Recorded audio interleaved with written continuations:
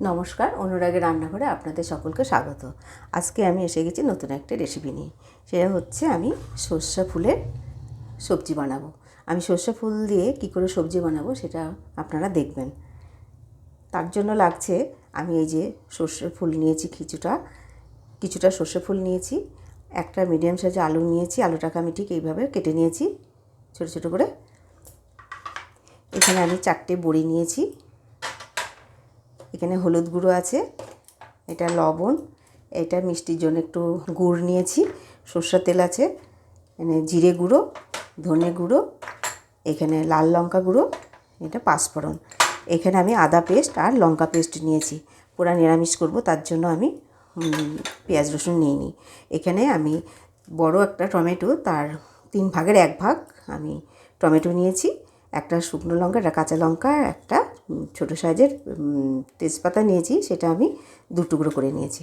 এখানে আমি একটা এলাচ, 2টো লবঙ্গ নিয়েছি আর একটু দারচিনি নিয়েছি। বন্ধুরা চলুন তাহলে আমি গ্যাসের কাছে যাই, আমি কী করে রান্না করব সেটা আপনারা দেখবেন। আমি গ্যাসটা জেলে নিলাম এবং কড়াইটা গরম হোক। বন্ধুরা কড়াইটা আমার গরম হয়েছে, আমি সর্ষের তেল দিয়ে বড়িটা আলুটা ভেজে নেব। বন্ধুরা তেলটা আমার গরম হয়ে গেছে, আমি এখন বড়ি 4টে ভেজে নেব।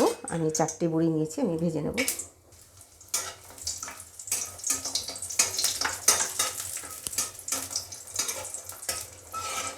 বড়িটা আমার ভাজা হয়ে গেছে, আমি বড়িটা তুলে নিলাম।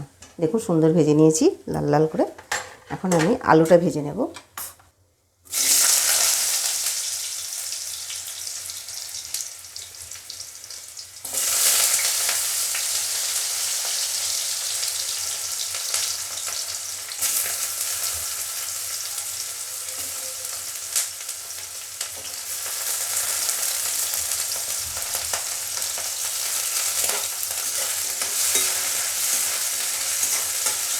আমি আলুটাকে সুন্দর লাল লাল করে ভেজে নেব।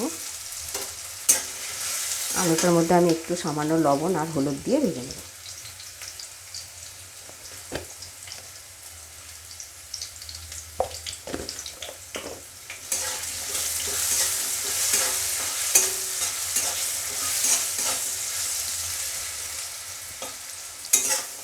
আপনারা দেখুন আমার আলুটা খুব সুন্দর লাল লাল হয়ে ভাজা হয়ে গেছে। এখন আমি আলুটা তুলে নেব।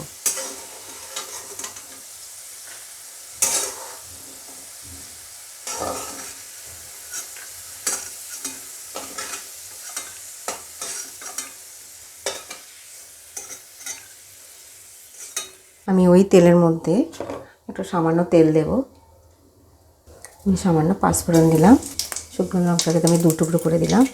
যে তেজপাতা, ছোটো একটা তেজপাতা আমি 2 টুকরো করে দিয়েছি। এখানে এলাচ আর লবঙ্গ যে নিয়েছিলাম এটা আমি তেলে দিলাম, আর এলাচটাকে আমি একটু ফাটিয়ে দিলাম। এখন আমি টমেটোটাকে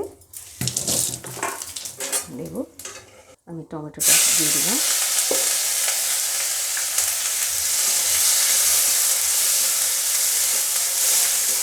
টমেটোটাকে একটু ভাজা ভাজা করে নিয়ে তারপরে আমি মশলাগুলো দেব।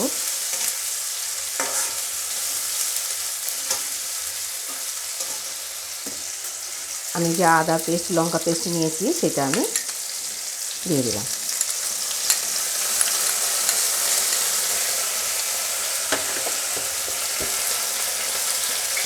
এখানে আমি 1/2 চামচ হলুদ গুঁড়ো দিলাম, আমি 1/2 চামচ মতো জিরে গুঁড়ো দিলাম, 1/2 চামচ ধনে গুঁড়ো, কালারের জন্য আমি লাল লঙ্কা গুঁড়ো দিলাম। আমি মশলাটাকে এবার ভেজে নেব। আমি এখানে কোনো আঁশ করিনি, সম্পূর্ণটা নিরামিষ করলাম। দেখুন কত সুন্দর করে আমি মশলাটাকে ভেজে নিলাম। এবার আমি সজনা ফুলটা দিয়ে দিলাম। মশলাটা আমার ভাজা ভালো হয়ে গেছে, সুন্দর করে ভেজে নিয়েছি মশলাটা। সজনা ফুলটা দিলাম। সজনা ফুলটাকে অনেক সুন্দর করে মশলার সঙ্গে ভেজে নেব।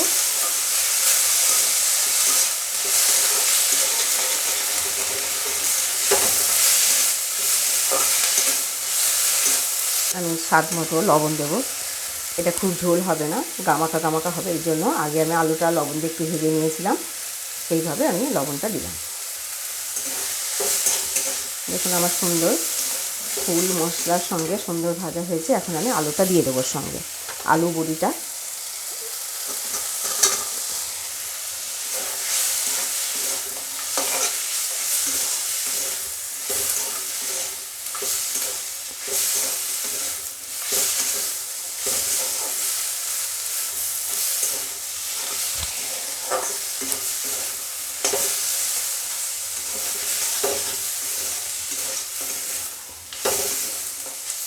বন্ধুরা দেখুন সুন্দরভাবে মশলার সঙ্গে আমার ফুল আলু বড়ি সমস্ত কষানো হয়ে গেছে। এবার আমি জল দেবো।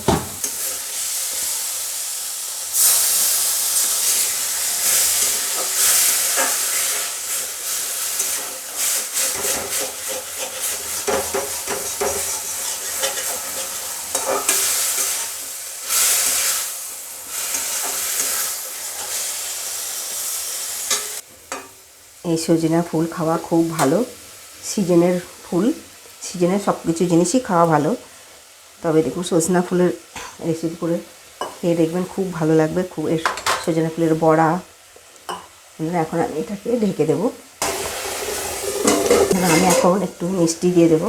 আমি যে মিষ্টির জন্য একটা গুড় দিয়ে দিলাম। একটু আলুটা সেদ্ধ পর্যন্ত ঢাকা থাক। আমি খুলে একটু নাড়িয়ে দেবো। দেখুন কত সুন্দর একটা সবজি হয়ে গেল। আলুটা আমার খুব সুন্দরভাবে সেদ্ধ হয়ে গেছে। কত সুন্দর আমার সজনা ফুলের সবজি রেডি। আর একটু সামান্য ঝোলটাকে নেব, শুকিয়ে নেব একদম সামান্য মশলায়। দেখুন বন্ধুরা কত সুন্দর সবজিটা হয়ে গেছে। দেখুন যেমন দেখতে সুন্দর, তেমন খেতেও দেখবেন খুব সুন্দর হবে। বন্ধুরা দেখুন আমার সজনা ফুলের সবজি কত সুন্দর হয়েছে। ভিডিওটি ভালো লাগলে লাইক করবেন, শেয়ার করবেন। আবার আসবো নতুন একটা রেসিপি নিয়ে।